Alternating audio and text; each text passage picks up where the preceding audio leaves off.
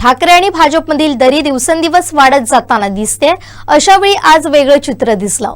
मुख्यमंत्री देवेंद्र फडणवीस विधान भवनाच्या पायऱ्यांवर उभे असताना आमदार आदित्य ठाकरे तिथं पोहोचलेत। आदित्य ठाकरेंनी फडणवीसांना हस्तांदोलन केलं। विशेष अधिवेशनात काय घडलं पाहूया।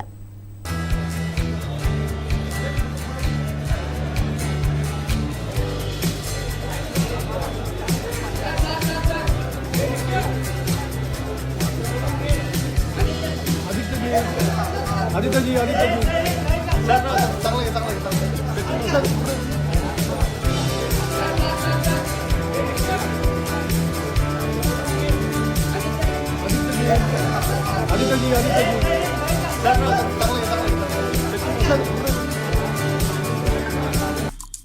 आमचे दिवसभरातले सर्व अपडेट्स, ताज्या घडामोडी आणि थेट लाईव्ह पाहण्यासाठी सबस्क्राइब करा, लाईक करा कोकणचं नंबर 1 महा चॅनल कोकण 7 लाईव्हचं YouTube चॅनल।